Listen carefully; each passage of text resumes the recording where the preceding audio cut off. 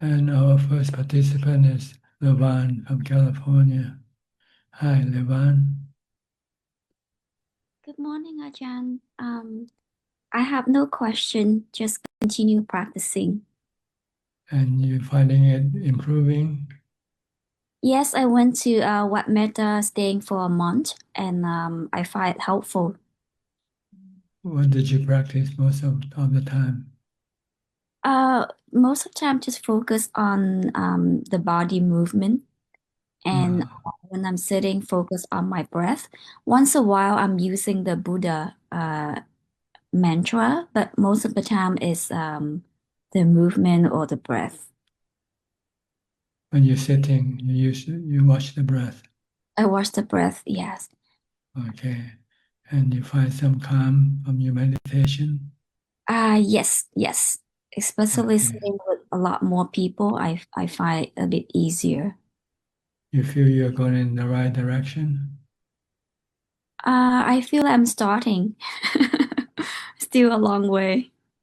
but you think this is the right direction for you to go. Yes. Okay. Yeah, That's good. yeah. All you have to do is to do more practice. Yes. The result depends on the time you spend on your practice. The more Mm, you practice, the more the result will come. mm, mhm. Okay, good luck to you. Thank you, Ajahn. Thank you. Next, Kwan Liman from Malaysia. Evening, Ajahn. Ajahn, I feel that my attention is more inwards.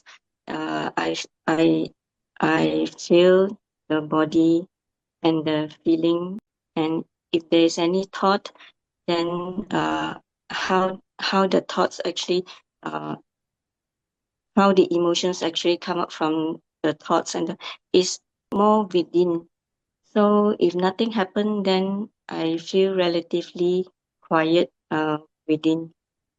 So I continue to uh, pay attention, be mindful of what is going on within. Yeah. I think you should try to meditate more if you can. Yeah. Get into jhana more. That's Mm. where your mind can become stronger and withstand the onslaught of your defilement when they come up. Mm. Yeah, So, because yeah.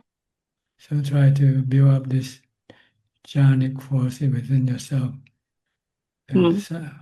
the quiet, the peaceful force. You can use this to counter your defilements, your cravings when they come up. Yeah.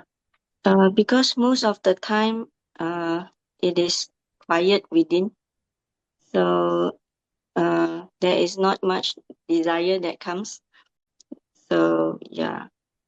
But you don't know when the suffering that can come up. It Mm. can happen anytime when you run into some very bad situation. So you should be complacent. You should try to prepare yourself to handle any crisis should they come Mm. up without any fear or without any qualm. You should be able to ride over every situation like sickness and near-death situation, collapse of your financial status or something like that, something real bad. See if you can still handle it and not be affected by it.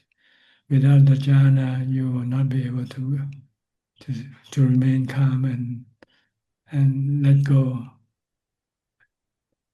But with jhana, you can remain calm and handle, accept whatever happens. So don't be complacent right now. Right now, you might not have any stress, any issues at the moment because you're in your comfort zone. But you don't know when one day you might be out of your comfort zone, and then you need something stronger to handle this situation.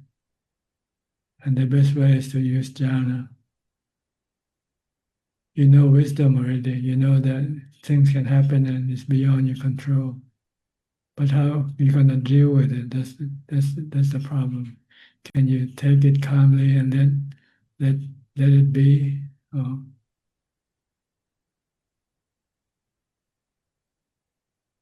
Okay.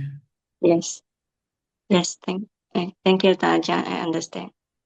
Yeah. Don't be delusional to think that now you can see your emotion, you can see things inside you, and you might think you can control it. Because now it's not in a crisis mode, so it's easy to deal with things when everything is working out fine for you. But when things start to falling apart, then that's the time for you to really have to work hard to keep your mind stable and not disturbed. Yes. Yes. Because I'm still in the comfort zone. Because there's not much distraction around me and not many people around me. So most of the time is quiet and peaceful. So as Taranjan said, I need to prepare for further obstacles. Yes, Mm. you're gonna have to get sick one day, Mm. and real bad. Not just an ordinary sickness. You might get something that will cause you to be stressful, and then you must be able to stop the stress when it come up. Okay, Okay. that's the Thank you, purpose. Tan. That's the purpose of our practice, is to Mhm. prepare ourselves to deal with any situation that can cause us any stress or discomfort, and not be disturbed by them. Okay, so you might have to imagine or do some, get yourself out of your comfort zone from time to time to test your ability to handle the unpleasant situation. Okay, Yes. Okay. Thank you, Taranjan. like going and stay in a monastery or going to a retreat or something for a while. And I still go for retreat, but only short retreats, only very short retreats in in the temple. Yeah. okay, but you know you know what you have to do to make yourself ready for whatever happens. Okay, Yes. good. Next, Professor Ken from Switzerland. Good afternoon, Ajahn. Yes, what can I do for you? Just listening at the moment. I don't have any particular questions now, Ajahn. Okay, your practice is going well? It's going okay. I'm just looking for the time where I have Mm, no work and more time to practice. I can see the, okay. like Ajahn said earlier, I can see the connection between the amount of time we practice and the results. So I'm looking to that stage. But at least you can control your mind. Yeah. Yes. It's Keep it calm and steady. Yeah. In fact, strangely, my last semester is probably one of the most challenging ones for some reason, with lots of things coming up, but I just let them float past and continue. Okay, good then. So it's going well, Ajahn. All right. Go to Mike now. Hi, Mike from New York. Good evening, Ajahn. Good morning to you. It is much hotter here in New York today, so things are changing. I'm very grateful for this group, and I wanted to ask today about basically dealing with discomfort, but also trying to be harmonious within like groups of people. Maybe there's more people around right now than normal, and how to live harmoniously in times where you feel crowded, and simultaneously how to take bad news not so hard. Well, when you deal with people, you have to use loving kindness or metta. Basically, try not to hurt them physically or mentally. Try to be considerate. Whatever you do, you have to think of the consequences or the effect you might have upon other people.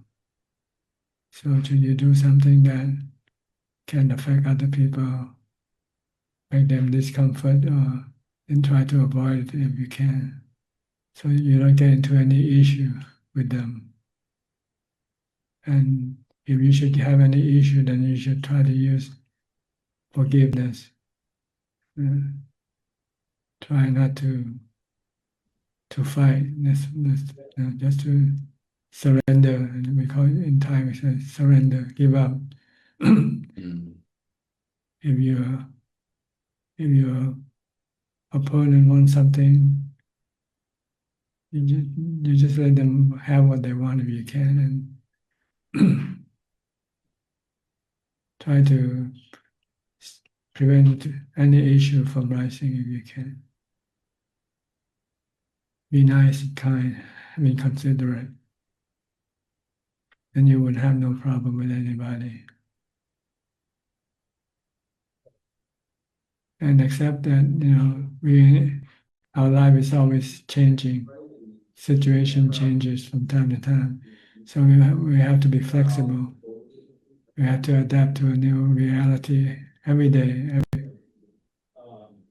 Every time the reality change, we have to start to adapt. Don't stick to your old routine when you cannot do it. Then you have to adapt to the new routine, to the new reality. And the best way to do it is with equanimity, mindfulness, and meditation. If you don't have enough mindfulness or equanimity, your defilement wants to react in a way that can cause problem. So you have to still constantly be mindful and meditate as much as possible. This is your tool, or your strength is in meditation and mindfulness. And wisdom, seeing that everything is not always under your control.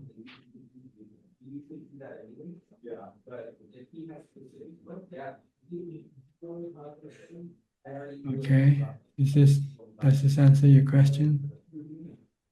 Yeah, no, that was very good. And I've been talking with some of my colleagues about this actually, about and I think maybe I asked you about this a few weeks ago, but forgiveness in Buddhism, you tend to think about just going back to loving kindness or to going to metta when you're thinking about forgiveness. Is that correct, or is there other teachings on forgiveness that one should keep in mind?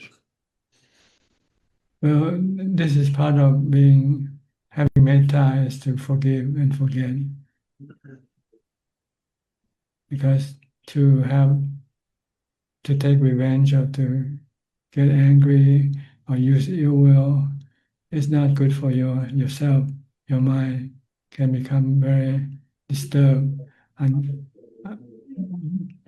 you want to keep your mind peaceful and calm all the time. And one way is to forgive and forget, move on.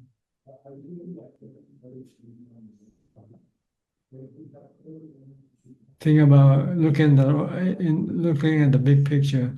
Eventually, we all gonna die anyway. So why fight for anything? The only thing we should be fighting for is our peace of mind, really. Everything else, we're gonna give up. We're gonna lose everything we have anyway. when we die. Only thing we can take it with us is a peace of mind or stressful mind. And we don't want to have a stressful mind with us. We want to have a peaceful mind. So if you think in this term, then forgiving is not something that you lose. Actually, you gain by forgiving. You gain peace of mind. If you don't forgive and you want to fight, then you're creating a lot of stress.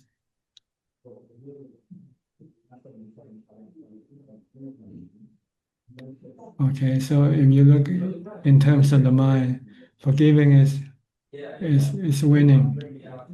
Fighting is losing for the mind. You want to keep the mind peaceful and calm, then you have to forgive and forget. Let go. The Buddha said, if you have to lose your money, give up your money. If you have to lose your life, give up your life to protect your mind, to protect your peace of mind. Because your peace of mind worth more than anything else. You can have money and you're not happy.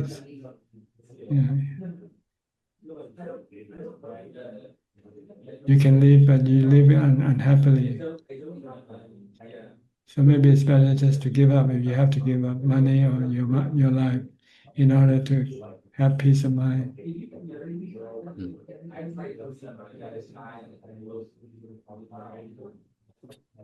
Okay.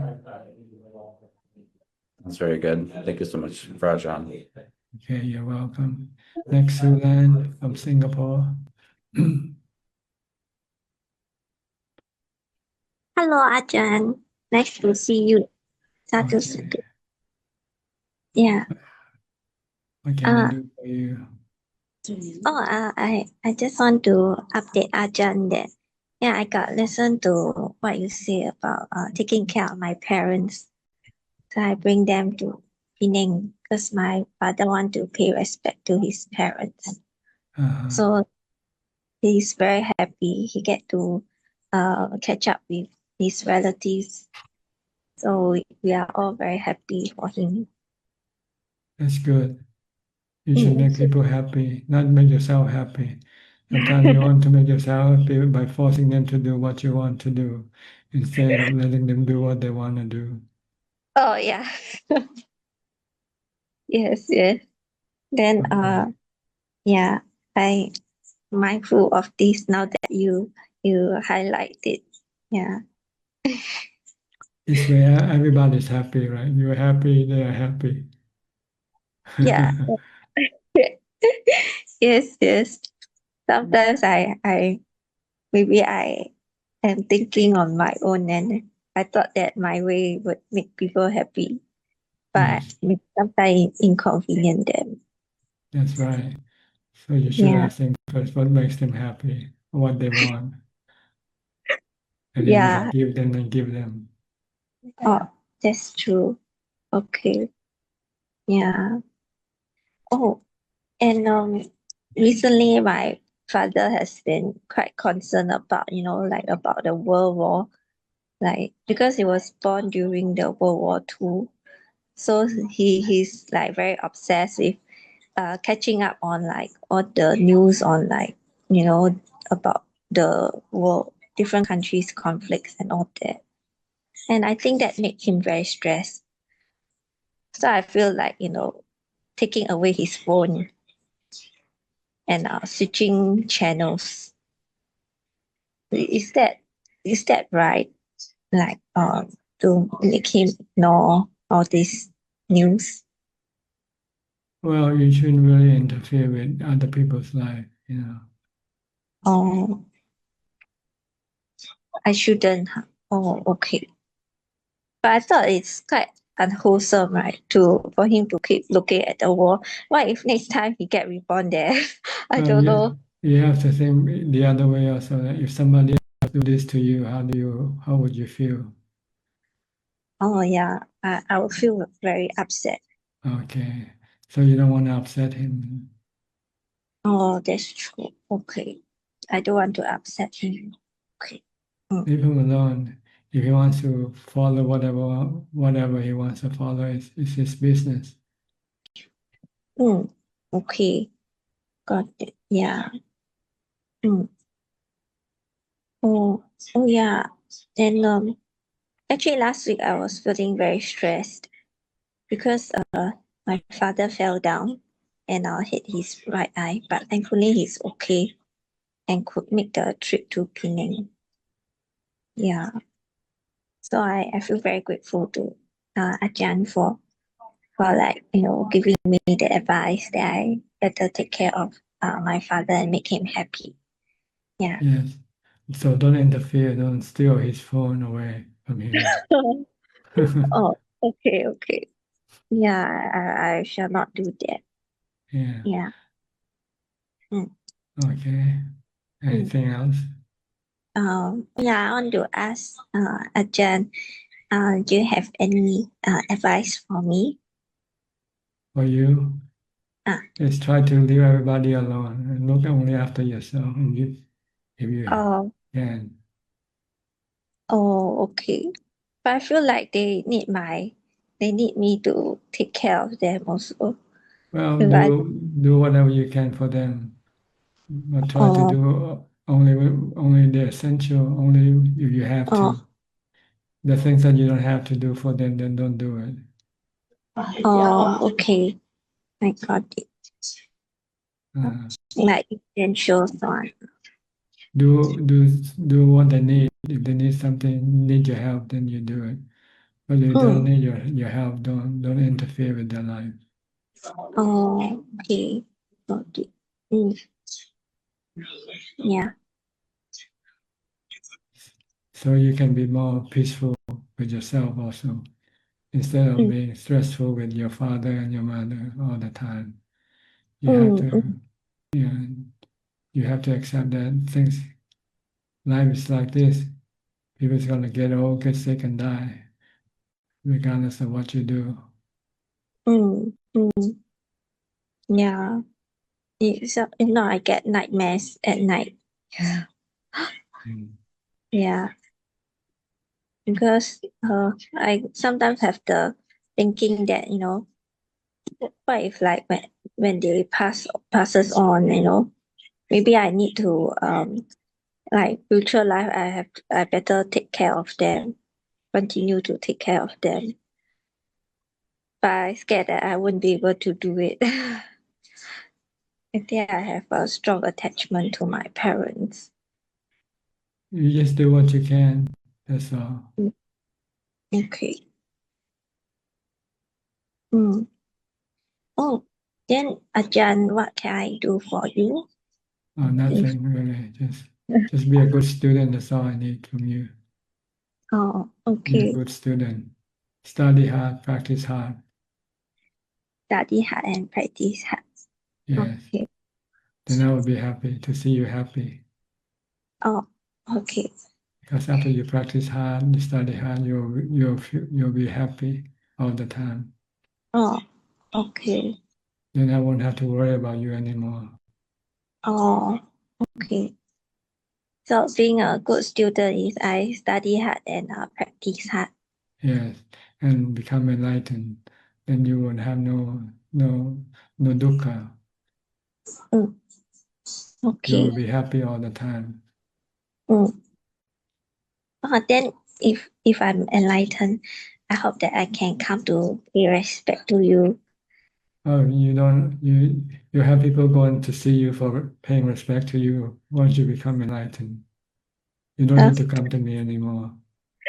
But out of gratitude, I hope that in future life, if I'm enlightened, I will remember to come to pay respect to you. Yeah. Yeah, don't worry about that. Become enlightened first. Oh, Okay. I don't know how long it will take. Yeah. It can take this lifetime. Buddha guarantee you 7 days or 7 months or 7 years if you practice hard. Oh, but I'm not that smart to, like, You're smart, but you're lazy. That's all. Oh, is it? Yeah, everybody is smart, but they're just too lazy. They're still stuck with the sensual pleasures. They Yeah. cannot give up the sensual pleasure. That's the real problem here. Oh, yes, yes. If you Oh. can give up the sensual pleasure, then you have a lot of time to meditate and practice. That's true. Most of your time is devoted to sensual pleasure or the pursuit of sensual pleasure. Yes, yes. I So think that's right. you don't have time for meditation practices. Yeah. I keep procrastinating also. Very bad. Try to do one day a week for meditation practice only. Stop sensual pleasure for one day. This is the Buddha's recommendation. Every week we have an observance day in Buddhism, in which people stop going after sensual pleasures, going after money, and spend the time meditating, keeping the precepts, and practice mindfulness. Try it. You'll find it very useful, very helpful to make your practice improving. You need to have a full day, 24 hours, day and night, except the time you go to sleep. Does it mean that? Yeah. If you can practice at home, practice at home. But if you cannot if you cannot do it at home, then you might have to go find a quiet place somewhere and meditate. A couple days off. Okay, then take one day off. Use the 1 day off you have for meditation practice. I see. Okay. That's the purpose of the Buddhist observance day. But you cannot follow the old calendar, the lunar calendar, devoted to the spiritual pursuit, meditation pursuit. Okay. Then you will have some significant result from practice. If you can continue practicing mindfulness all day long, from the time you get up to the time you go to sleep, and meditate as much as possible during this time also. Yeah. I try You to have to remember. observe the 8 precepts. You have to observe the 8 precepts. Abstain from entertainment, no sensual pleasures, no sleeping with your boyfriend. Practice celibacy for 1 day. Actually, it's my husband. Well, Not whatever boy. he is. Yeah. Okay. Even if your husband, you also have to tell him that you want to stop at least once a week. You want to devote your time to spiritual pursuit. Okay. Or maybe both of you can do it at the same time. You also practice, you also practice. Yeah. Okay. I will also let him know and ask him to practice more. But you cannot force him though. He has to do it voluntarily. Okay. Yeah. That's your first advice. Yeah. Yeah. Because if you force him, you might run into trouble. If he doesn't like what you ask him to do. Yeah. I think so. So you can only ask for your permission to do it alone. Yeah. Yeah, that's true. See if you can do it. Just 1 day a week, that's all. Okay. 1 day a week. Yeah. It's like Christianity, they have Sabbath day. You go to church and you pursue the spiritual happiness, not the sensual happiness. Yeah. Okay. Okay. Anything else? That's all. Yeah. If I think of any, I'll ask you again. Okay. Good luck to you. Thank you, Ajahn. You're welcome. Yeah, I wish Next. you happy all the Thank time. you. Thank you. Next, Yeah. Ricardo from Uruguay. Hi, Ricardo. Is your speaker working? Your microphone working? I hope so. Yes, Can you hear okay. me? Yes, I can hear you. Okay. Thank you, Tanacha. Nice to see you and all the Sangha. Well, I don't have questions today. I was in bed because I have a cold, but I take it peacefully because we know we all going to be sick sometime, so that's okay. I just would like to comment that I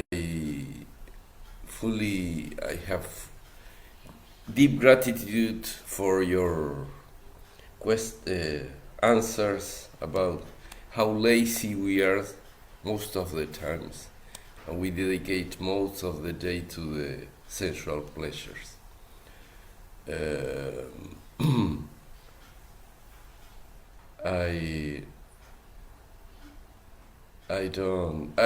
We are bringing to Uruguay the next 2 weeks a Buddhist monk, Theravada Buddhist monk from Mexico, and he will stay here at my house. And he's going to give Dhamma talks and retreats here in Uruguay. And I think with osmosis, it may come inside my mind some of the Buddha's teaching. I hope so. But if you have any advice, please. Well, study is important, but it's not the only thing you have to do. Besides study, you have to apply what you study in your practice. Practice, yes. Because that's the only way to get result is practice, not the study. The study is like a roadmap. You study the roadmap, but you have to take the trip. You have to drive. You have to get out, get into the car and drive, or else you won't get to your destination. Okay. Same way with Magga, Phala, Nibbana. It's a destination you want to go to. Yes. But you have to drive. You have to drive your mind to that destination. You won't just go by looking at the map. You won't get there by just looking at the map. Right. Okay. But you need the map to know the right direction to go to. Without the map, you can get lost on the way.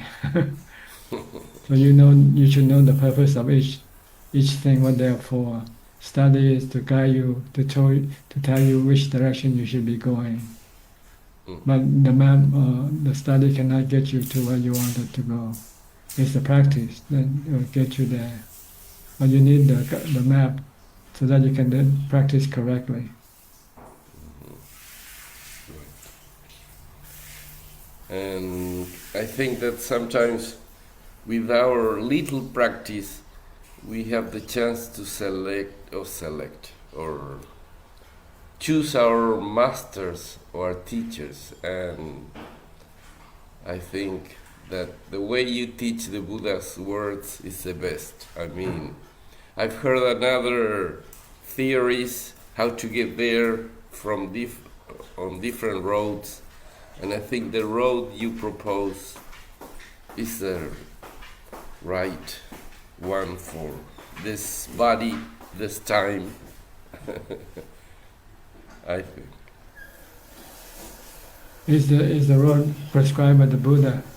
I got it from the book, The Four Foundations of Mindfulness. That's why it is. Very simple, very direct. Yes.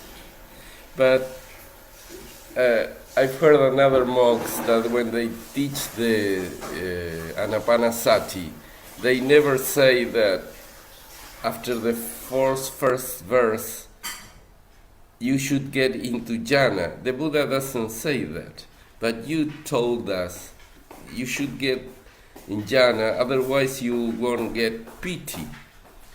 But other monks say, oh, you might feel some kind of small happiness.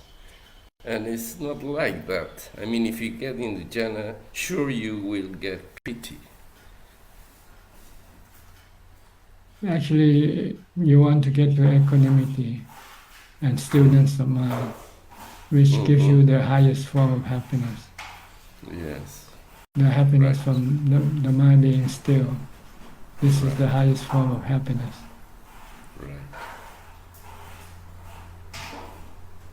Right. If you haven't experienced this thing, you cannot tell, you cannot talk about it. You have to experience it yourself. Right. But again, I think the way, I mean, the school you follow and the way they teach is the right way, how to interpret and know how to follow the Buddha's words. It's only an opinion, nothing more than that. Okay, so get on your practice. Okay. Yes. We spend too much time talking about practicing, but not doing the practice. Right. Goodbye. Okay. Be well, Tanajan. Okay. Go meditate. Thank Go you. meditate. Yeah. Goodbye. Okay. Bye. Next, Aparachita from Dubai. Have you been meditating every day?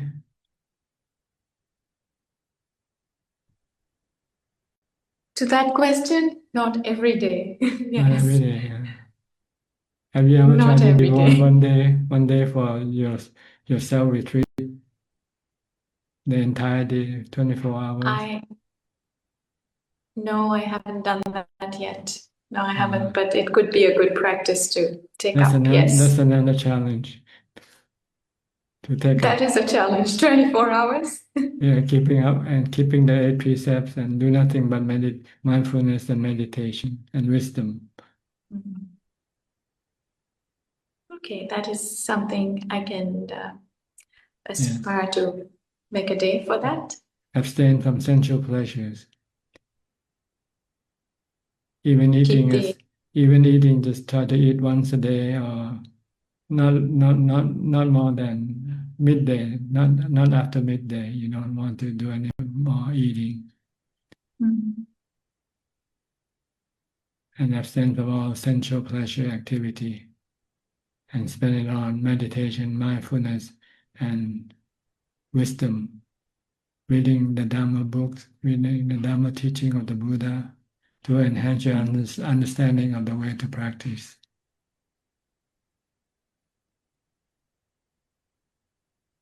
You need to spend some time. You want to advance, if you want to move ahead. If you only just spend an hour a day, then you probably stuck. You won't go anywhere further than that. Mhm. Because if you can devote the whole day for it, and you can see the result, and then it might give you more inspiration to do more self-retreat from 1 day a week to twice a week, twice a week to 3 times a week. You just keep increasing, because the more you do it, the more happy you become from your practice. And you see that everything else that you did was just useless. All the sensual pleasures that you have chased after, they are useless. They're all gone. They don't last. They're very temporary. You only enjoy it while you have it. When it's gone, it's gone. Leave you empty, leave you sad, leave you lonely. But with the practice of meditation, it keeps you always content, fulfilled all the time. You don't feel hungry for anything. If you can get to that result, then you want to do more and more. You want to have it every day. That's right. So you have to start with 1 day first. I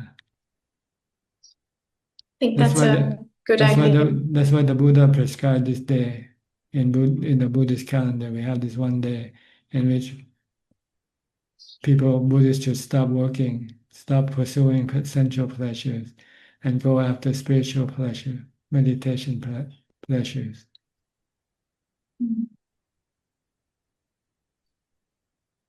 Okay. And the other day you can do it an hour a day, an hour, 2 hours a day, whatever. But on this special day, you should do it all day. Walking meditation, sitting meditation, reading Dhamma books. Be mindful from the time you get up to the time you go to sleep. Keep the mind in the present. Don't let it go think about the past or the future or think about anything.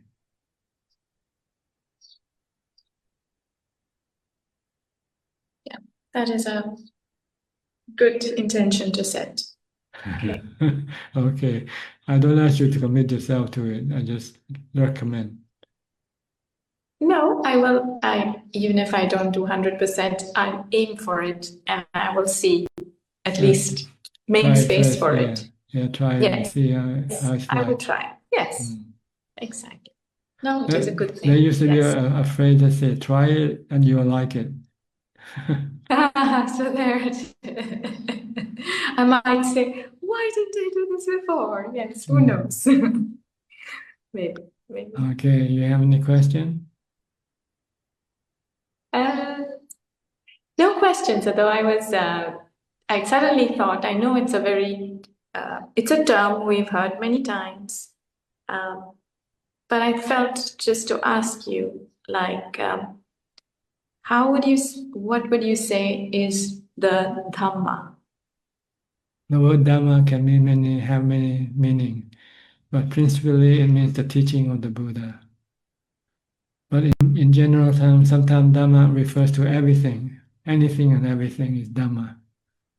Sabbe Dhamma anatta. Everything is anatta. Everything has no self. Everything they are made from the four elements or the 5 elements. So there's no self in the elements. Yeah. The planet, the stars, people, animal, anything, and everything is Dhamma. So it depends on how you use it.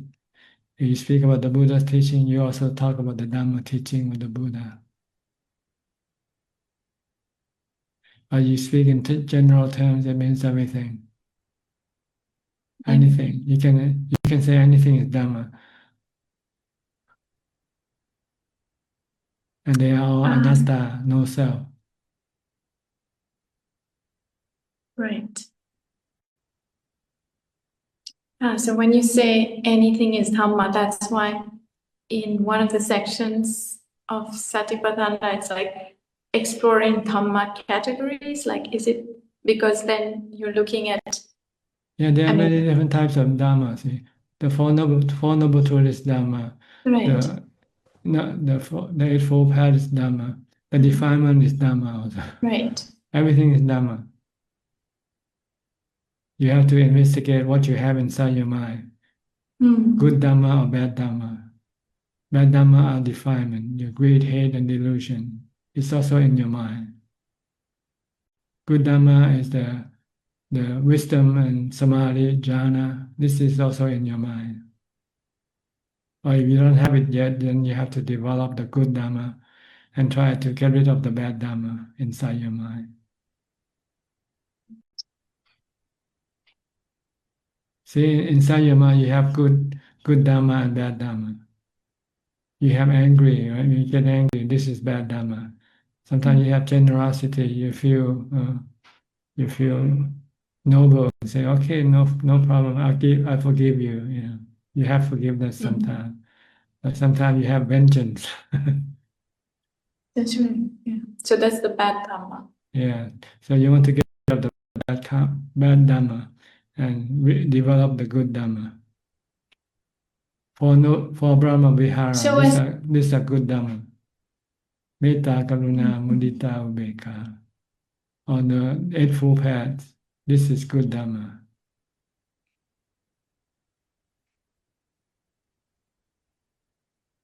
Right. Okay. It's too far to worry about the Dhamma. What you should worry about is just the basic Dhamma, like dana, which is generosity, sila, which is keeping the precept of morality, and bhavana is practicing meditation. These are the three good Dhamma that you should try to develop as much as possible.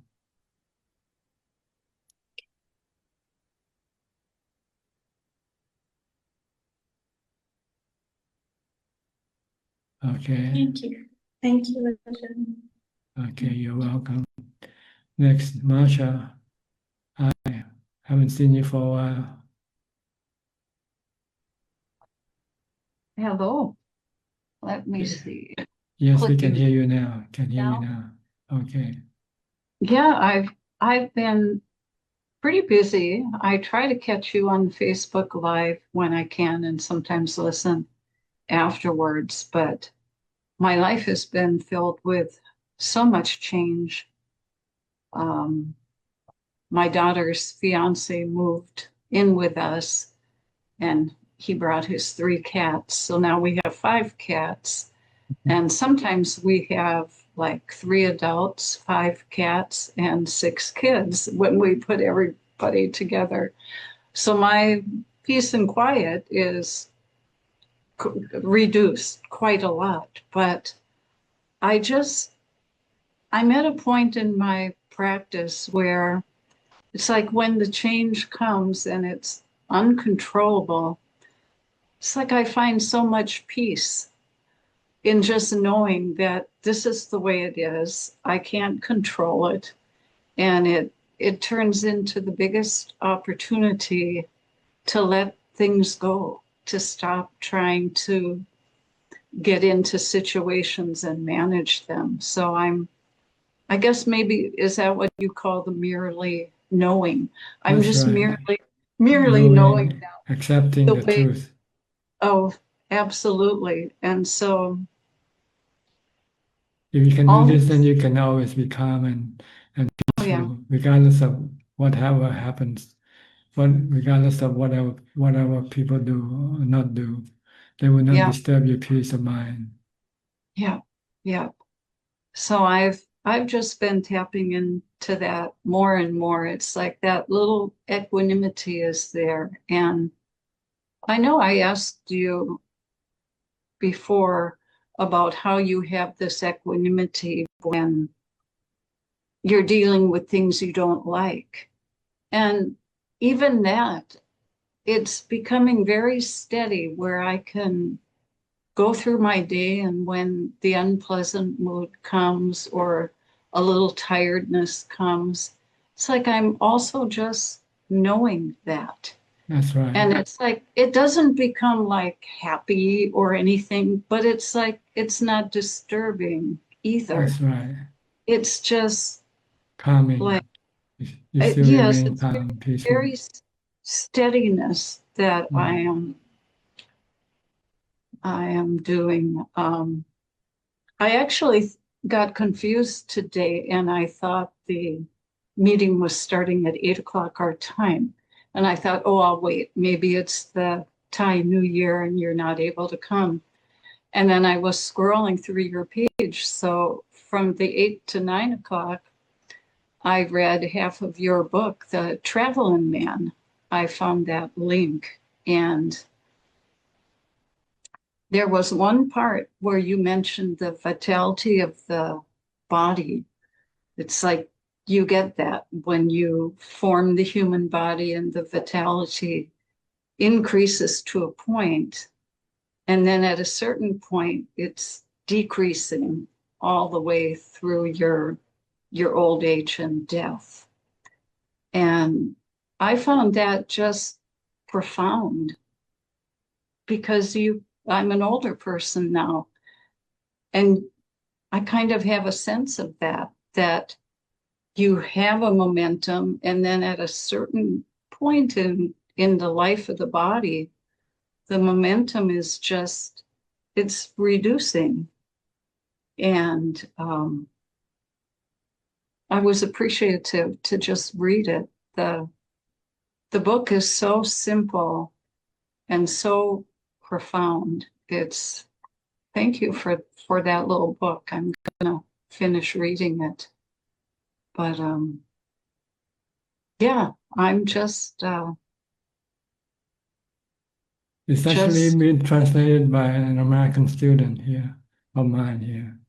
His name is Andrew, and he's been living in Thailand for a while. And he could understand some Thai, enough Thai to translate it into English. Oh, it's wonderfully translated. And you find it's so simply, the English is so simple that sometimes you miss the profound point, and I'll be in the page and then I'll wait, no, what did you just say there? And it's like you read it again, and it's the deepest truth in the simplest of words. And so I think that book is really, really wonderful. And someone had said a week or two ago that they read it and they really appreciated the part about Nibbana. And so I'm waiting to get to the end of the book so I can read the part about Nibbana too. Mm-hmm. But it's the utter simplicity. And I guess I've always appreciated that I didn't have to be smart or super skilled in order to receive the Buddhist teachings, that anybody can take this path and follow this teaching. You don't have to be sophisticated or, and I think you've just really, really delivered it in that way. But anyway, I think that's probably all. Give the other people some time. But yeah, the practice is just beautiful at every stage, and I just feel like I'm moving along the path, and it's beautiful at every point for me. If you can handle every situation in a peaceful way, then it's okay. You're doing good. As long as the mind is not disturbed by whatever situation you come across. Yeah, that's the goal of practice. Yeah. Protect your peace of mind, but more than anything else, by letting go of everything. If you want to have peace of mind, you have to let go. Yeah. If you become attached, if you start to have craving for them, then you lose your peace of mind, and you'll become stressful. Yes, and it's almost like a light shines on those areas now when I begin to meddle or control or crave. I can see it and like pull right back. That's right. So I'm just working at that and watching, trying to be that knowing at all the time. Yes. The goal is to keep the mind calm and peaceful, not reacting if at all possible. Yeah. React only when you have to, with rationality or with loving kindness. Yeah. Good. Yeah. Nice to listen, talking to you. Thank you. All right. May you be well. May you be well always. Thank you. Next, Maria. Are you still in Thailand? Hello, Tanajan. Nice to see you. No, I'm in Japan, in Kyoto. Japan now, okay. Yes, Kyoto. Kyoto. Very beautiful. I visited that city also a long time ago. Oh, have you seen these temples with the gardens? There are so many beautiful temples, big gardens. Sightseeing, it's also for work because I bring people to Japan, so I wanted to discover more places, more temples and spiritual sites. I see. Have you found more places to go to visit spiritually?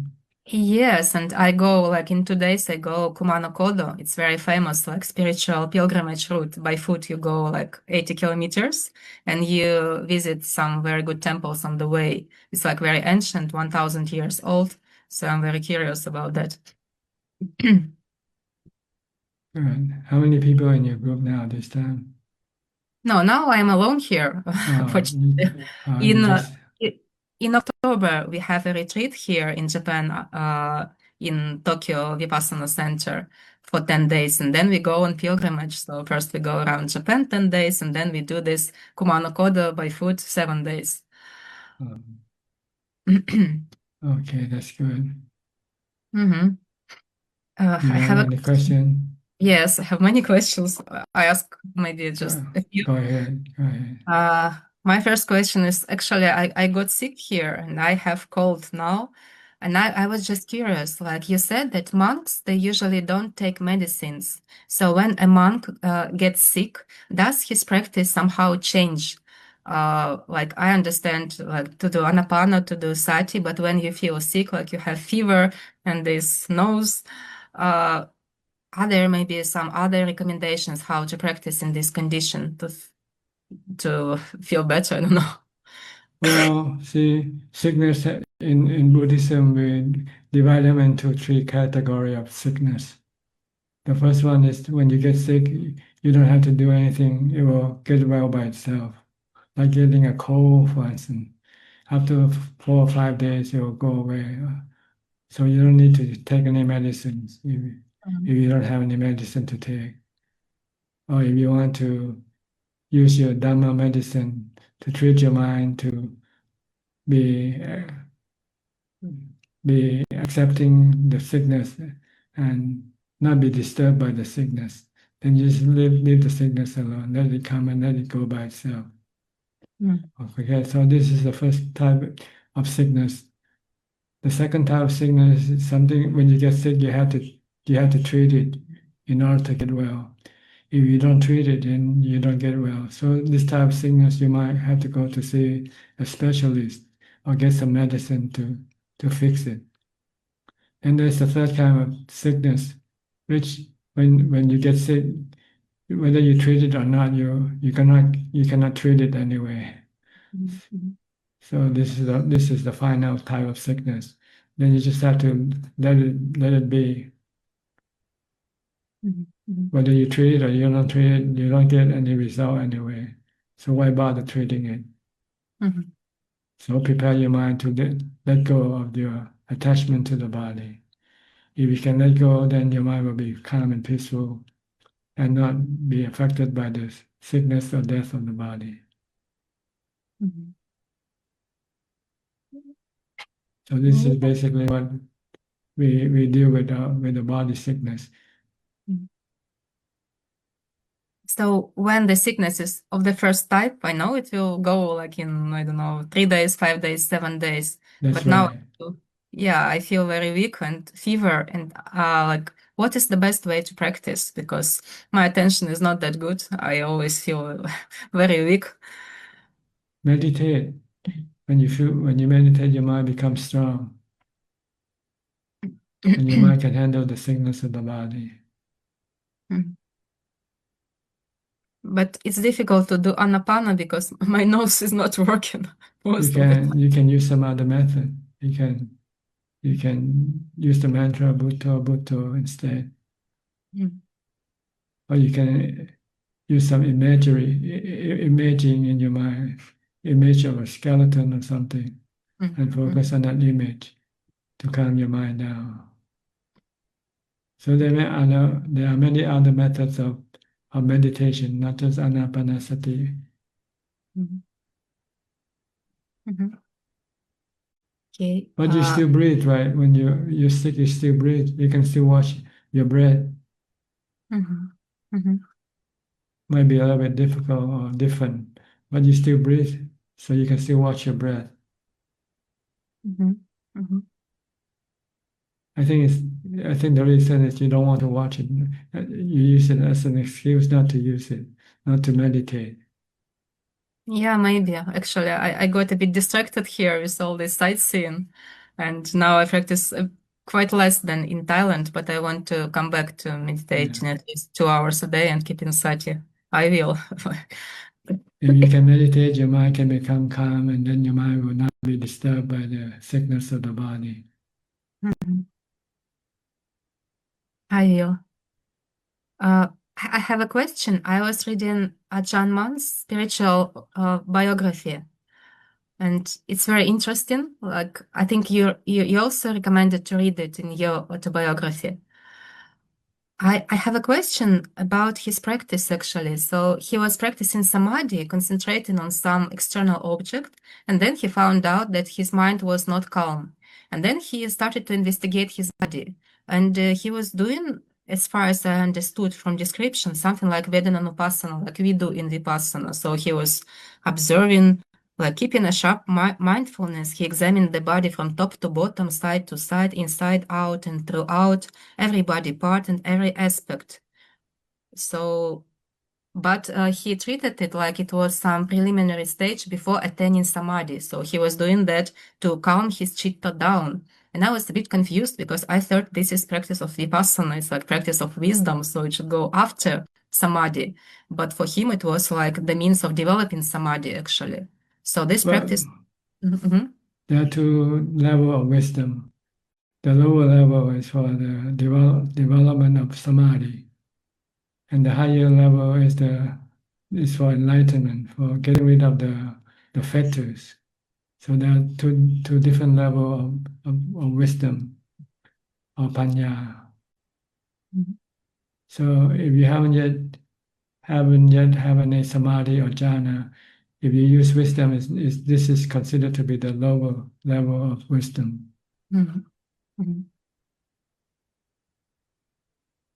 So you can use wisdom to calm your mind and get into, I'm not sure whether it can get into jhana or not, but at least it can calm the restless and agitated mind to become calm.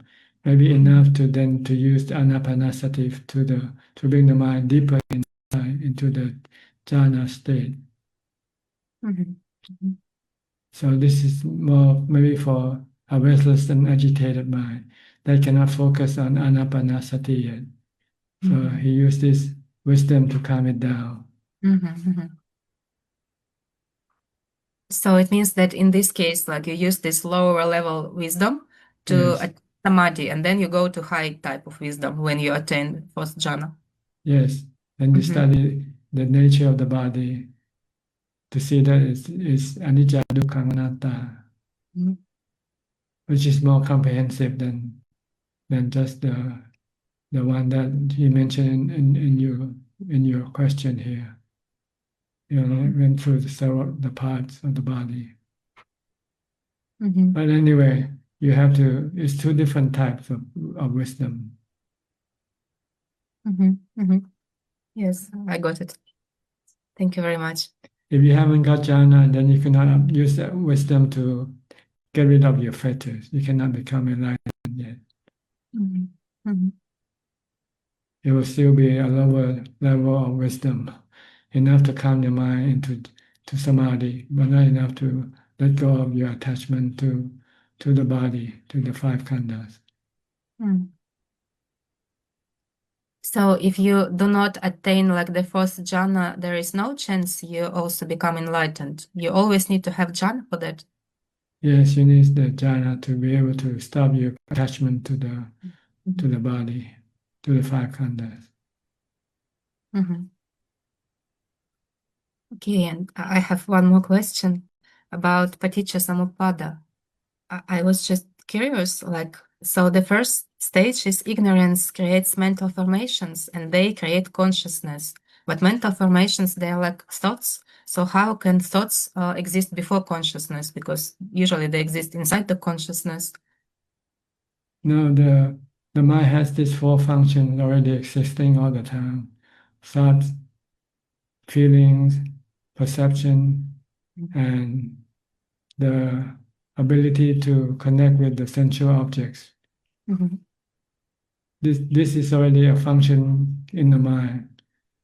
But in the mind, besides this function, the mind also has delusion. And delusion is the one that guides the mind to go after the sensual pleasures, not knowing that true happiness is not sensual pleasure. True happiness is peace of mind.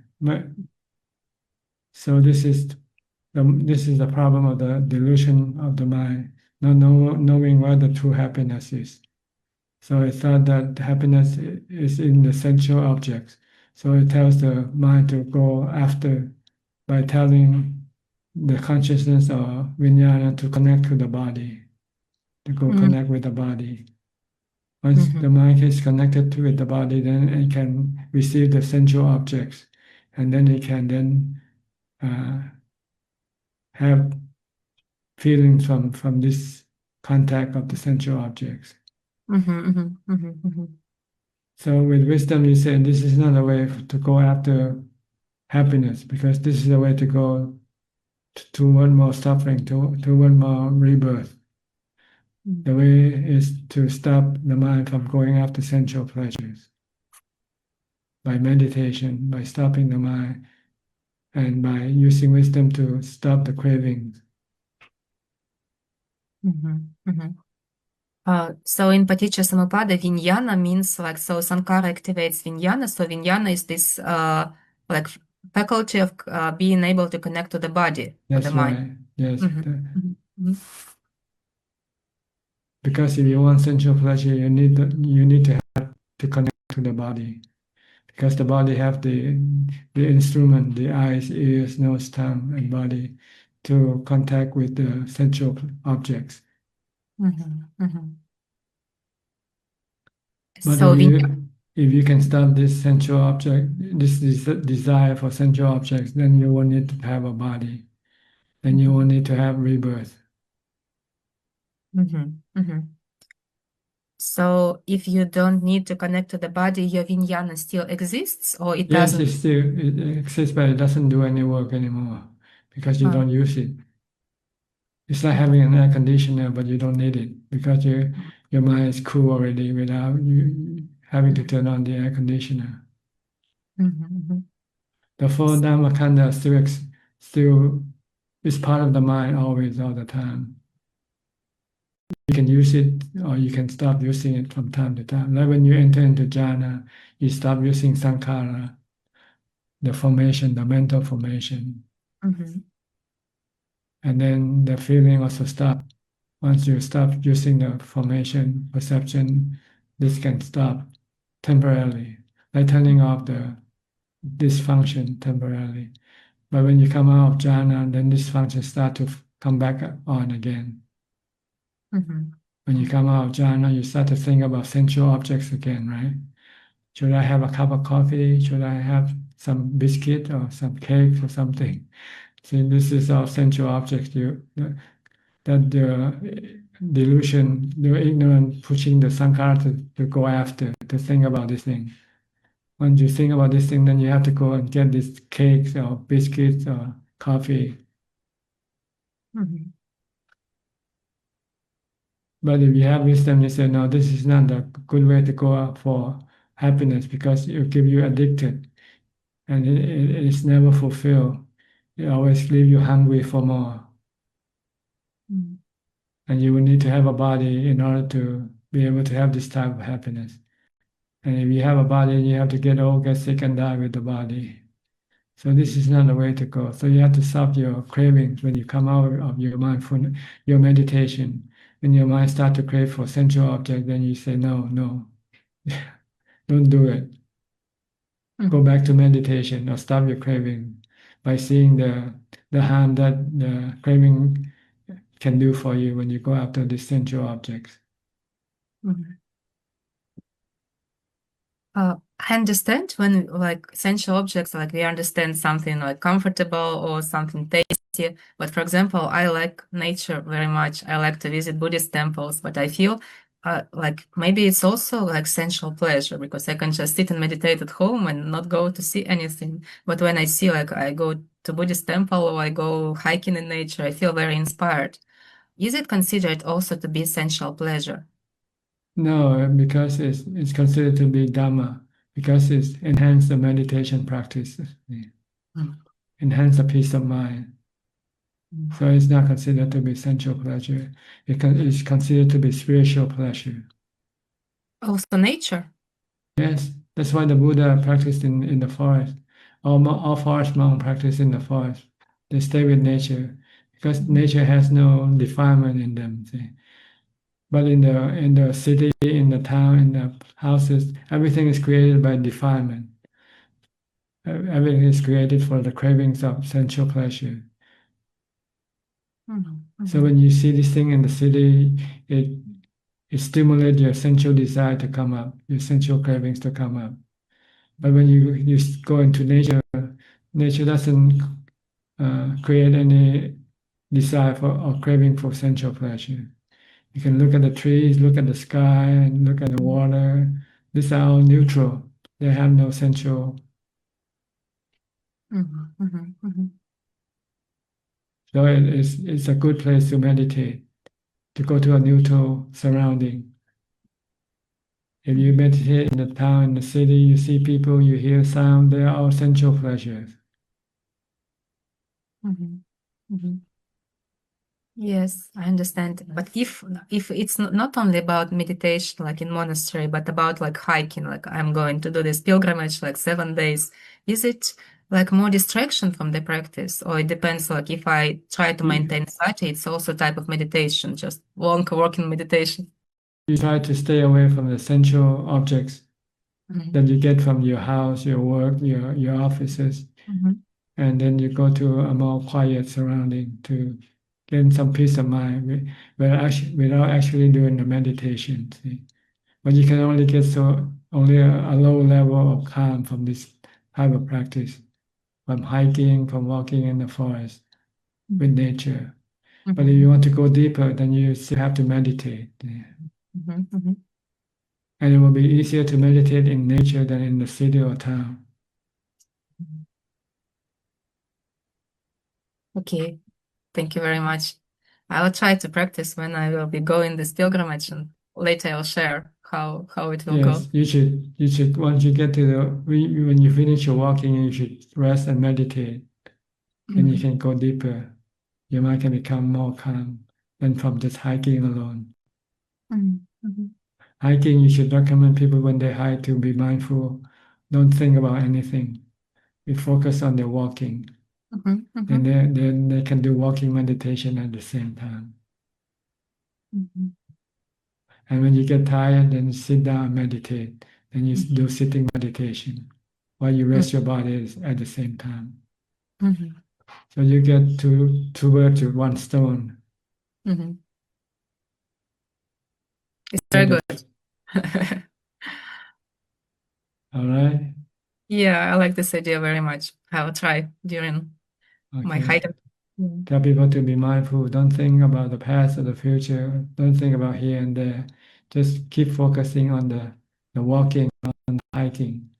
And don't even look around nature. Don't look at the birds or trees or anything. They can get more peacefulness from just concentrating on just walking alone. It means looking like on the ground? Yes, at your steps. You have to be careful when you walk, right? So watch your steps all the time.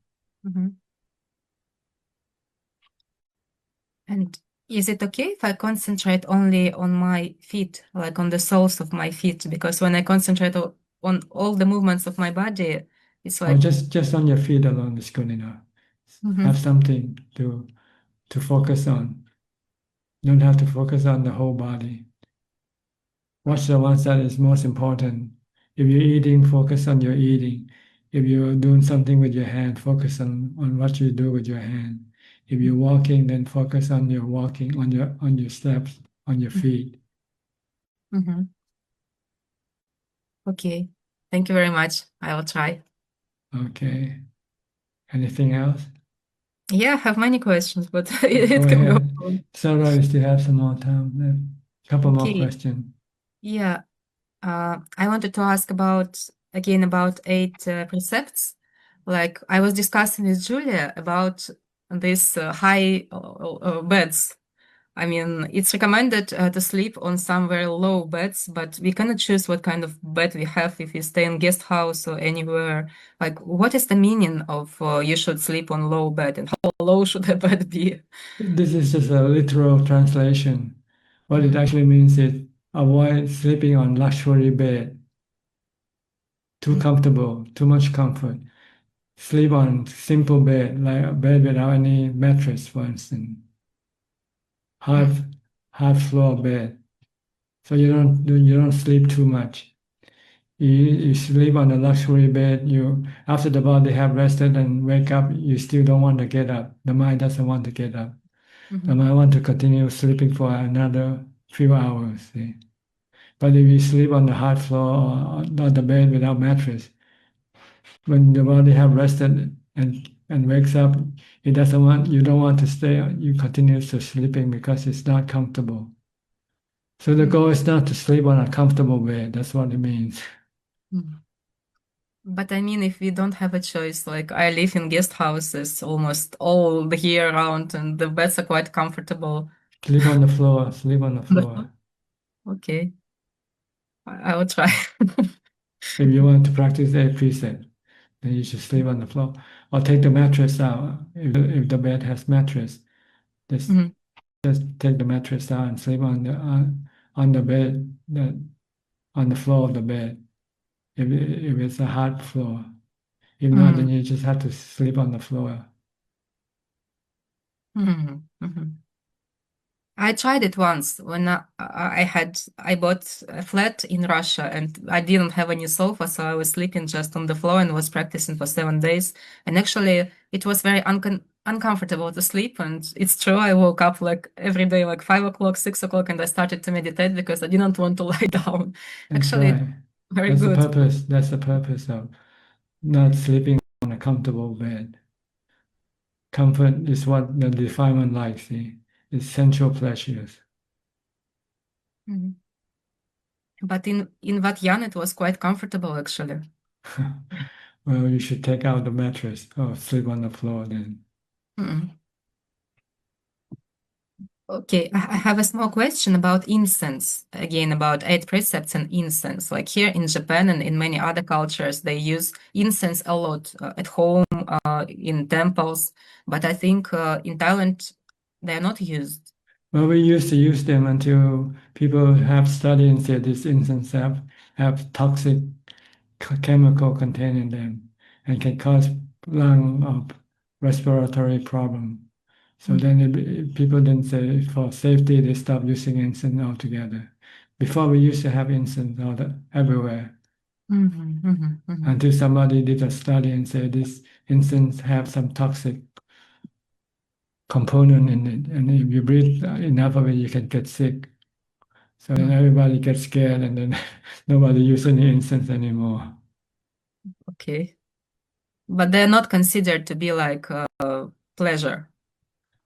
No, there used to be something as I think it's a form of showing respect, lighting candle and incense. But it's not necessary. You can show your respect in other ways. It's not for sensual pleasure when people use incense. It's a way of showing respect. Maybe this is an ancient way in India, when you use candle and incense to show and flowers. These are the 3 things that normally use together to show respect to something or somebody that you respect. Yeah, but some people, they light incense at home and then they sit and meditate. So I also bought a big box of incense and then I thought, but why cannot I meditate just without any incense? I usually do. Why do I need incense? So You I don't thought, need to. You don't need to. Forest monks don't use any incense. When you go meditate in the forest, you don't carry incense with you. Okay. Or flowers, You might use candle because you might need candle for the lighting at night.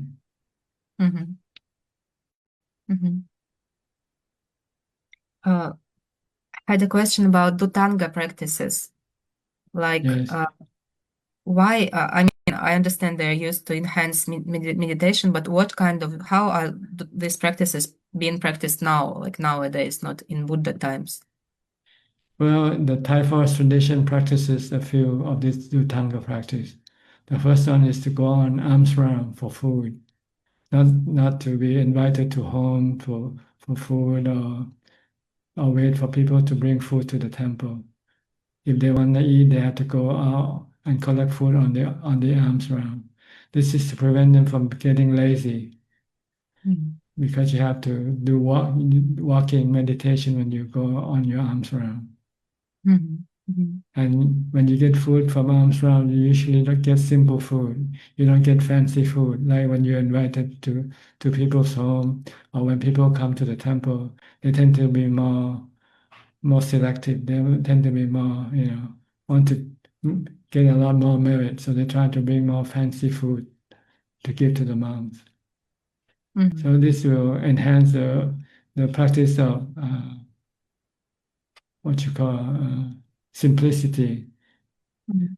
Just take anything that you get, and usually you don't get too much fancy food when you go on arms round. Mhm. Okay, this is one practice. And the eating in the bowl, this is also another Dhutanga practice. You put everything that you collect on your arms around that you want to eat into the bowl instead of using dishes. Because if you have dishes, then you have dishes to wash. See? But if you only have the bowl, then you only have one bowl to wash. So this reduces a lot of work, Mhm. and also reduce your defilement of selecting food. Yeah, because when you eat in the bowl, sometimes all the food are mixed together. Mhm. So eating in the bowl is also a way of reducing your sensual pleasure for food, and also eating once a day. This is also the Dhutanga practice. Mhm. Mhm. And besides that, I can't think of anything relevant right now. It's telling about the Tanka have three different categories, dealing with food consumption, dealing with the using of the robes. In ancient time, monks used to use robes collected from corpses, material from corpses, Mm. and then they use the material to make robes to wear. In this way, we reduce the sensual pleasure for robes. You don't have fancy robe, because you get material from the cemetery that is used to wrap around a dead body. Mhm. So this is more or less simplicity, and also not disturbing the lay people. You don't have to go begging for lay people to buy you material to make robe with. You just find whatever material that is available at that time. And during that time, it was a tradition when people die, they don't bury, they don't burn. They usually use a piece of rope to wrap around the body and then left in the cemetery to rot, Mm. to decay. So when after the body is rot and decay, and then the material can be used for anybody who likes to have material, they can go collect this material. Mhm. Mm. And also another category in the Dhutanga practice is the places you choose to live. The Buddha recommend live in the forest once, and living under the tree, the shade of the tree, as your place of living.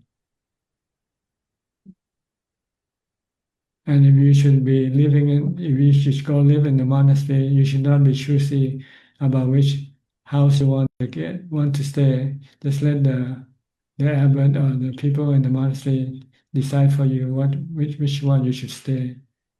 Mhm. This is the practice of what we call delighting in anything that is given to you, Mhm. Mhm. not being choosy, wanting this type or that type of things. So you have to read in the text itself. There's more, but this is the practices that is still used today, except for the using of the cloth, the material that wrap around a cloth. That is no longer practical because there's no material.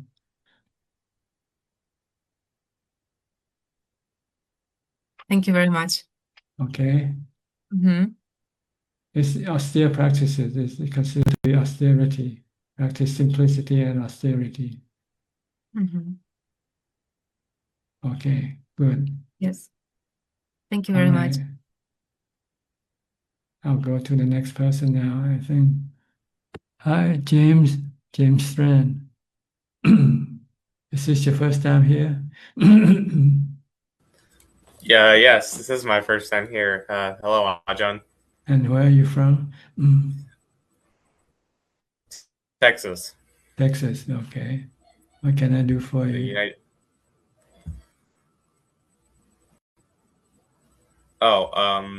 I wanted to know more about I think you already answered that question about Paticca Samuppada, but I tried the Upasata on Friday, the last Upasata, and I couldn't do it after a while. It was incredibly difficult. I realized just how much time I do spend on sensual pleasures. It was incredibly difficult after a period of time. And so you just do whatever you can right now and try to increase it as you go along. You cannot do it full time, maybe do it half time, half a day, or instead of 24 hours, do it 12 hours or something like that. I also wanted to ask, when you talked to Ajahn Kovilo and Ajahn Nisabo at the Clear Mountain Monastery, you talked about the Sotapanna, and I wanted to know what were the how does one become a Sotapanna? When one realizes the body is in yourself, you are the mind. You are the one who uses the body, like a driver using a car. A driver discovers that he's not part of the car. He doesn't die with the car. He's separate from the car. You see, the car is temporarily. The body is a temporary thing. It doesn't last forever. Why the mind lasts forever? So you see that the body is just made up of the four elements. There's no self in the body. The mind is not in the body. The body just connects to the body, to the stream of consciousness sent out from the mind to connect with the body. And then it tells the body what to do. But one day this connection will have to be severed because the body will have to die one day, get sick one day. If you can see the separation truly, then you don't get affected by whatever happens to the body. A Sotapanna isn't afraid of getting sick or dying, because it knows that it itself isn't dying with the body. I also wanted to ask about jhana, like how does one attain it, and how does it feel like how do you know once you've attained it? Well, you need constant mindfulness. Be able to focus your attention on your breath without leaving it for one instant, just continuously for maybe 4 or 5 minutes. Then your mind can enter into jhana. When you enter into jhana, sometimes it feels like falling from a high place, like down an elevator shaft. You're coming down, and then when you hit the floor, you feel peaceful and happy, lighthearted. It's kind of peace and happiness that you have never experienced before.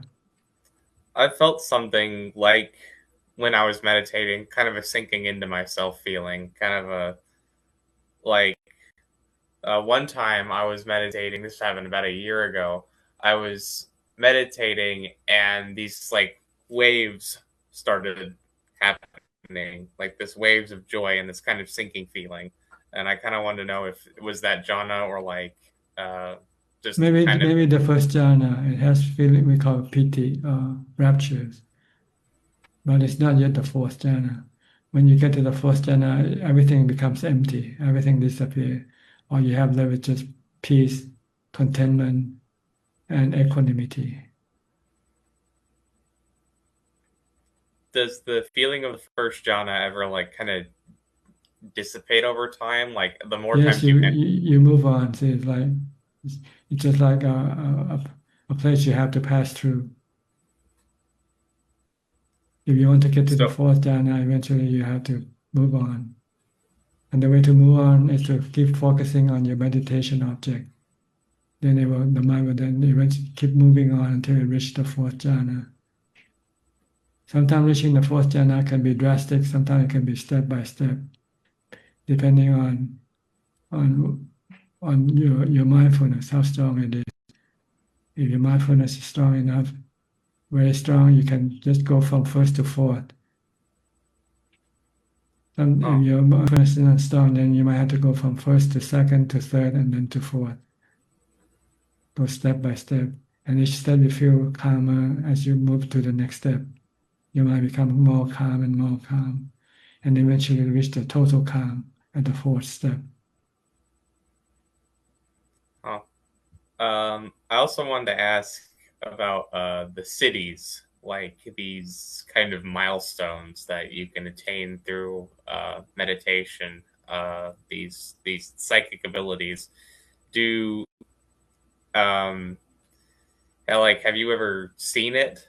Or like, I don't want to, overstep and ask a question that may seem like rude or something. So I just wanted to know if like these can be attained. Well, psychic powers can be attained with some person, some people. Not every meditator will have this ability to access this psychic ability. From what I heard from the teachers, they said only about 5% of meditators can have this special ability. So it's not for most people. We don't get to that psychic power. So there's no need to worry, and it's not essential for enlightenment either. And it can be harmful for meditator without knowing that this type of power is useless for enlightenment. It cannot get rid of the defilement. Yeah, it can lead to. I can see how that could lead to ego and delusion. And you tend to think that you're supreme by having this psychic power, but you don't know that you're driven by your delusion, your defilement. Have you seen, like, I know once you enter the fourth jhana, you can perceive devas. Like, this is a special psychic power also. Not everybody who enters the fourth jhana will be able to see the devas, the spiritual being. This is also part of the psychic power. Because I watched a thing about Ajahn Mun's in the night he was in the night he gained nirvana. I think it was Ajahn Mahabua who was telling the story about how he saw this happen or felt this happen, like a giant explosion, and he saw these like devas or felt the presence of these devas around Ajahn Mun's cave. And I just wanted to know, like, do devas kind of interact with our world? Yes, like, if you have psychic power, you can connect with them. Like the Buddha, like Ajahn Mun. Ajahn Mun have devas or spiritual beings come to listen to his Dhamma talk at night sometimes, like the Buddha did. You have to have this psychic power which arrive from Upachara Samadhi, which is not the fourth jhana. It's somewhere after you gain a fourth jhana, then the mind starts to leave the fourth jhana and enter into the psychic world. And not everybody can do this. Only 5% of meditators. So it's not important. If you don't have it, it's better. Then you won't be sidetracked or distracted by this psychic power. So you can then concentrate on maintaining your equanimity in the fourth jhana for as long as possible. You need equanimity to support your investigation of wisdom. Because when you investigate with wisdom, you'll see that the suffering is caused by your defilement, by your craving. And if you don't have equanimity, you won't be able to stop your defilement or your cravings. Like right now, you don't have fourth jhana. We know the cause of our suffering is our craving. But we could not stop our craving because we don't have the strength to stop it yet without the jhana, without the fourth jhana. But if you have the fourth jhana and you have the wisdom to see that your suffering is being caused by your craving, you can stop it right away. So this is the importance of the fourth jhana, the jhana, which we call samadhi. It supports the practice of wisdom. And vipassana, I know there's like there's meditation for calming the mind to enter like insight meditation, and like I wanted to know like how do you enter insight meditation from once your mind is calm? You wait until you come out from meditation first. You don't do it while you're in jhana. When you're in jhana, you want to keep the mind rest as long as possible to gain as much equanimity as you can. But once you come out of jhana, then you can then investigate the nature of your body and to see that the body is anicca, temporarily. You will have to get old, get sick, and die. Then you have to ask yourself, are you afraid of getting sick or die? If you're afraid, it means you still have craving. You're still having attachment to your body. If you don't want to be afraid, then you have to be willing to give up your body, willing to let it get sick, willing to let it die. With jhana, you can let this happen. Without jhana, you will not be able to let it happen. You still want to cling to it. You'll find this when you get sick and when you have painful feeling in your body, and you see how the mind reacts. If the mind reacts with calm and equanimity, then it means it can let go of the painful feeling of the body, of the sickness of the body. Same way when you come across situation which might cause you to die, and your mind remain calm and not disturbed, then you know that you have equanimity, and you have the wisdom to let go of the attachment to the body. Because if you cling or you have attachment, you have craving, then you can become afraid or having suffering from clinging to the body. And I know, like, you know, it was weird becoming a Buddhist because I come from Texas, so kind of the religious norm around here is Christianity, where you're taught where when you die, you know, everyone you have ever known will get to go to heaven or go to hell based on, you know, how they live through life. Once I realized Christianity wasn't really for me and started seeking spiritual paths, I found Buddhism. And at first I didn't really agree with it because, you know, I was just like, I don't, you know, I want to be with my family after death. But I realized that probably wouldn't be the case, that separation is inevitable, and, you know, losing everything we love and everything we enjoy is just a part of life. It's anicca. Everything is anicca. And I realized that, and I actually feel more peace now, knowing that everything is going to change one day, and that's just how it is. That's right. You're on the right path. Now all you have to do is be able to give up your own body and not be affected by whatever happens to your body. Your body is also anicca. It's going to have to get sick and die.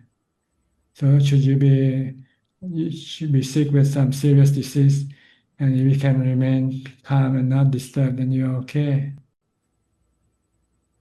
It means you have wisdom, you have equanimity to stay peaceful and not being disturbed by getting sick or the pain that arises in the body. So this is what you want to do.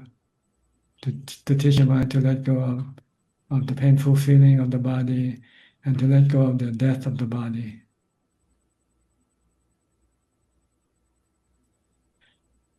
If you don't have equanimity, you'll find it difficult to let go because your attachment will be stronger than your wanting to let go.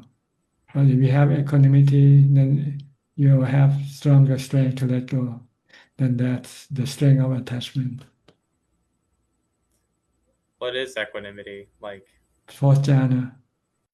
Once you get to fourth jhana, the mind becomes neutral, have no love, fear, hate, or delusion. It remains neutral. It's just merely knowing. Like when we talked to Marsha early on, she said she wants to practice just merely knowing. Knowing that the body gets sick, knowing that the body gonna die, but the mind just not reacting to the situation at all. Just be merely knowing. You can only do this with equanimity from jhana. How long should one meditate to try and attain the fourth jhana? You need continuous mindfulness, and this takes all day, all night, except that when you go to sleep. And how long you're able to get into jhana, that's up to the strength of your mindfulness. If you can have continuous mindfulness for 5 minutes, then you should be able to enter into jhana.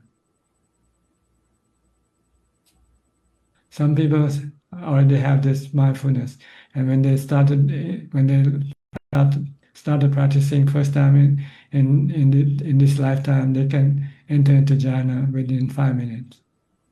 Like one of the Ajahn disciple, Benchi Gel, I'm not sure if you heard of her. She's a Buddhist nun. She was able to enter into jhana the first time she meditated by sitting for 5 minutes. But she has psychic power. Once she got into jhana, she doesn't remain in the fourth jhana. She went into the psychic world and started seeing spiritual beings. That'd probably be a terrifying experience. No, to her it was just like a dream. She thought she was dreaming. But when she reported to Ajahn said, "No, you're in the psychic world."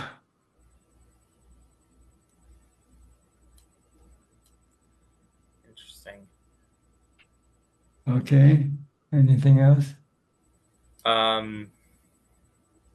When facing death, the goal is to be merely knowing.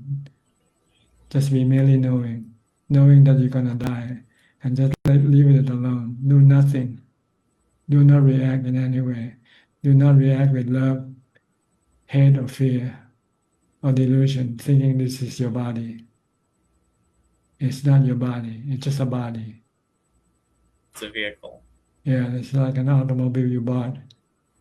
You're gonna have to give up one day when it's no longer usable. You're the driver. You just get out of the automobile and let them take to the junkyard, to the graveyard. Interesting. Okay. Thank you for your question. Thank you for answering my questions, Ajahn. Thank you for your question. I think it's useful for everybody here. Thank you. So don't hesitate if you have more questions. You can come in and ask. Oh yes, I will. Thank you very much. Okay. Thank you for everybody else too. All right. I'll go to Sweden Czech now from Vancouver. Greetings, Ajahn. So how's your mindfulness of body coming? Is it anywhere useful? Anywhere useful, not bad. At least you know the body is temporary. It's gonna die one day. So you're not so concerned now, unlike before. The accident helped. The accident, the car accident. It's like a wake-up call to you, huh? Yes. The accident was a blessing. Yes. Help to to see like remind that real life. Yeah. Not just talking. it's real, it's going to happen. Yeah, it's going to happen. Yeah. Every day I tell myself. And prepare your mind for it. Yeah. But you still have apprehension every time you think about it. What does that mean? Afraid, fearful. I think more acceptance. I think More acceptance now. yeah, Okay, good. yeah, I like to think about it because it's good to keep reminding. And then yeah, it's very good. I like to think every day. I like to think about this. And we Tan Ajahn, we received this book, your latest book Okay. from Thailand. And You may I want to announce share with that, other people if they want to read them? yeah, if like Contact you and get the address, mailing address. You can send them your the book. follower, yeah, would like the book, we will be very happy to send them to you. It's a great book. Really. Okay, by contacting my assistant Gmail address or Yeah. I think your assistant can give information to yeah. whoever wants to have this book. Yeah, and I will send it. Yeah, I will send it. Okay. Yeah, Good. thank you. Thank you for the generosity. Thank you, Ajahn, Thank you, for Ajahn. the wonderful book. Okay, anything else? Thank you for the wonderful teaching. Yeah, thank you. So far, I don't have any questions. Yeah, thank you. Thank Okay. you. I'll go to Get Yenso.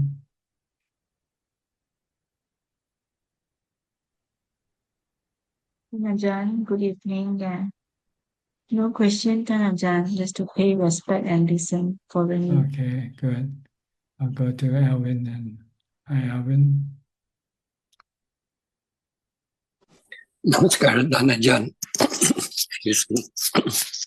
Yeah, Ajahn, I was just listening to the Longtang Mahabua's talk again, the one in London. He actually mentioned that the chitta is in what Hadiah Vatu. Is it the heart base? I mean, my impression is always chitta is everywhere in the body, but now he's saying that it's in the heart base. Is it the heart? Is it Ajahn? He felt strongly that it manifests itself there in the heart. But actually, it's not in the body at all. It's just connected to the body. But it might make it felt like it is in the heart. But it's not important, really, where it is. Okay. The important is to know that it is not part of the body. It's separated from the body. Right. Okay. This is you will experience it once I presume your meditation is going on very well, right? I don't know, but sometimes when the mind reacts strongly to something, it might feel strongly in some parts of your body. And when you get excited or when you get fearful, you might feel the reaction is somewhere in your body. But it's actually it's in the mind that it can manifest in the body. I see. Okay. It's not important. The important is to stop the reaction of the mind, to keep it calm and peaceful and not reacting. Okay. Okay. Yeah. Can I share something, Ajahn? Sure, about the incense just now? I think Maria or somebody was asking.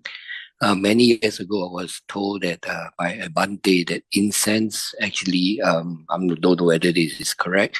Incense actually remind us of the sweet sense of virtue. Flowers actually remind us of impermanence, and light is actually dispelling the ignorance, the darkness is actually wisdom. That's what I was told, just to share. Yeah. Yeah, okay, but it's not important, really. Yeah.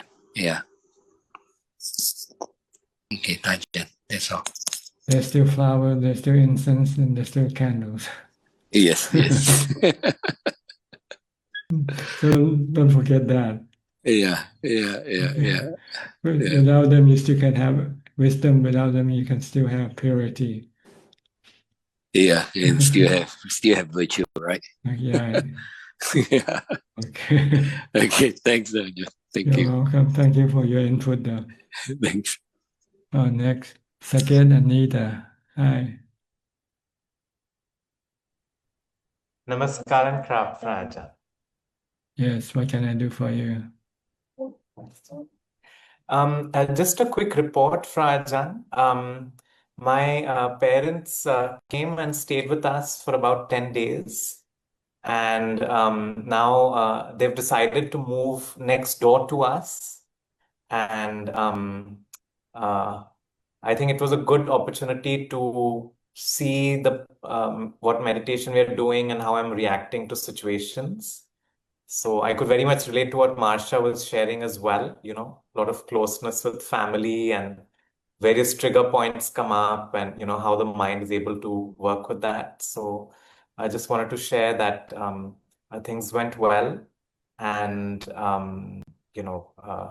we'll take further advice as time goes by and they move nearby, and I'm sure I'll need more advice down the road. Yes. Good. You always have to remain calm and peaceful regardless of what happened. Okay, that's the goal of the practice. Yes. Because you cannot change things outside. You cannot control things outside, but you can control your mind. The way to control your mind is to let go of the outside. Don't try to control the outside. Because as soon as you start to try to control the outside, then you're starting to losing control of your mind. Yes.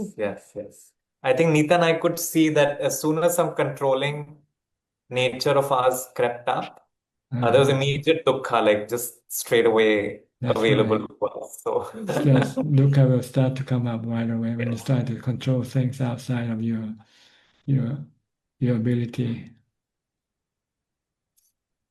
Let go. Thank you very much for your Be teaching. merely knowing. Like Marsha said, merely knowing. Yes. How about Thank you, you very Nita? Anything? One question about the Sotapanna topic that we were discussing, Rajan. Like you mentioned that Sotapanna is not attached to their bodies. But what about their attachment to the loved ones, like parents, pets? Are they still attached? Same way, they're similar. No attachment. They don't cry or they don't feel sad when somebody dies. When the family die, when the family die.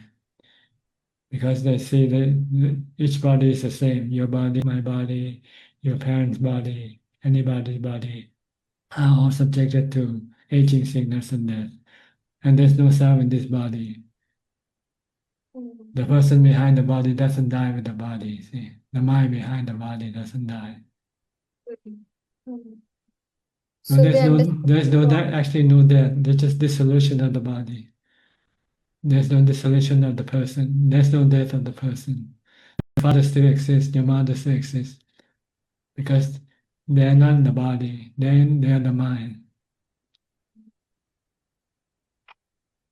Okay, so they're not attached to any kind of form anymore. They know that it's But impermanent. they still have sexual attachment though.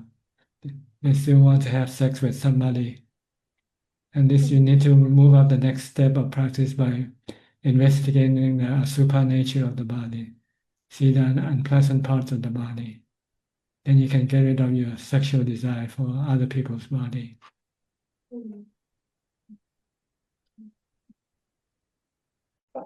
Thank you, Franjan. Yes. A Sotapanna still wants to have a husband or wife. Yeah. But he doesn't get sad when he loses his wife because he knows it's a ninja. But he'll look for a new wife. But he'll go look for a new wife.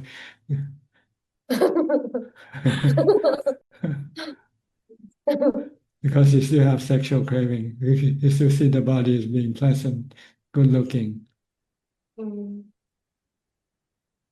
But after you study the unpleasant parts of nature and you commit into memory, And every time you see a body, you start to see the 32 parts.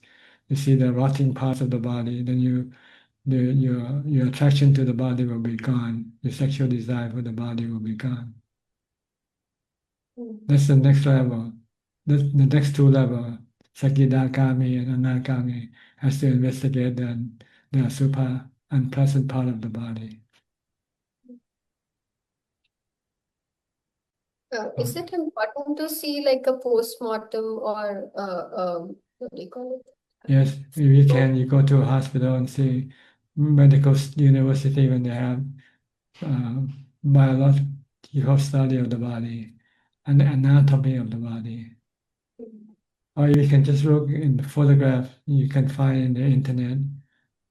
Just look for anatomy. You get a lot of different types of, maybe schematic, not photographic, but schematic, drawing, which is good enough, I think.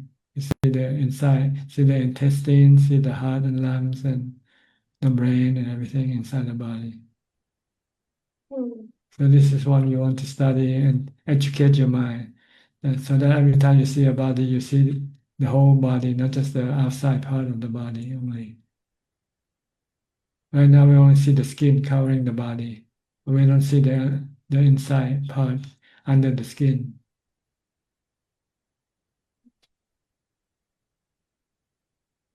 Okay, we're running out of time. I have to go to the so next much, person. All right. Thank you, Francis. Next, Belinda from Singapore. Any question tonight?